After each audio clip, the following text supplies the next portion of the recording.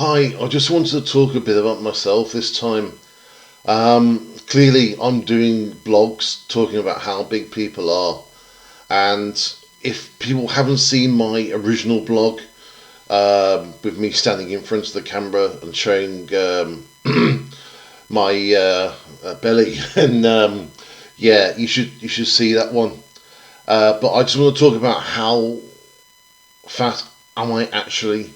The camera can be very deceptive. Um, I basically, at the start of the year, that was Christmas, I had 55 inch waist, 55-inch waist, and that was the start of 2020. The year before, I lost 2 inches on my waist. This year, it's currently September. I've lost 5 inches. Most of those in the last few months. I basically put on a lot of weight about 15 years ago, um, and I kept putting it on for various things. My mom had cancer. I was looking after her, and then she's gone, and I was very close to her. And certainly a few months after that, I put on a lot of weight. Um, I probably went from about 13, 14 stone to about 19 stone. Um, and then when my mom died, I probably went up to somewhere like 25. And it's crept on. About 3 years ago, I got a dream job. I've been a web developer for a number of years, and I got basically the career job that pretty much every developer wants, and that's making apps for a big company. And I was what's called a lead developer. So I had a team, and I was the boss basically. My skills are second to none in this industry. But anyway, basically that office had Coke and chocolate bars, and lots of sugar and caffeine that was free. And I probably had 5 or 6 cans of Coke, and a couple of chocolate bars every day. And skinny people that would join the company were getting fat because they were also eating it. But my energy levels were brilliant, and yeah, it's something I did because I felt I guilty of not having the energy if I didn't. But I put on about another 4 stone in the 1.5 years I was there. Um, Eventually, I realised I had to leave because I was basically turning up at work at 5 o'clock in the morning, having a full English breakfast, and then just binging all day, and I wasn't eating any vegetables at all until the weekend. And even then, I was going into work at weekends and doing half days. So I had 2 half days for a weekend, and it's ridiculous. And it got me down, and it got me fat. But I like the job, and I wouldn't have criticised anyone I work with. It was me at the end of the day that put the stuff in my mouth. So I have measured myself. I am now 50-inch waist. Okay, and clearly I've been bigger. I'm losing weight. I'm mainly doing this through losing portions. Not losing portions. Mainly doing this by um, eating less and eating smaller portions. I physically have a smaller plate, and I've also stopped buying things like sweeties when I go to the supermarket, which was routine. Every time I would buy, boiled sweets, sugary sweets, chocolate, probably about £3-4 worth of actual sweets, as well as my normal groceries, and that wasn't helping. And I think I just got into a routine of buying comfort food plus what I actually needed. You know, I'd buy the rice, I'd buy the lentils, I'd buy the vegetables, I'd buy the salad stuff.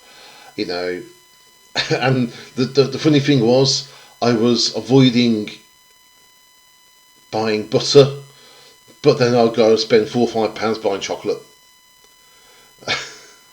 I can't explain that now. I feel ridiculous from doing it, but I'm pretty sure the staff there would have a chat about me after I'd gone. Yeah. So guys, you know, so my point today is, I'm talking about myself. In terms of size, I can't weigh myself because I'm too big for scales.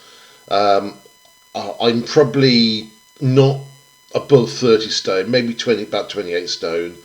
My scales only go up to 22 stone. And yeah, I'm definitely over 22 stone. So I'm someone who hasn't been to a doctor about my weight. I'm just one of these people that don't make a fuss. And yeah, I'm a bit stupid in some ways. You know, I'm brilliant at maths. I'm brilliant. You know, doing my job.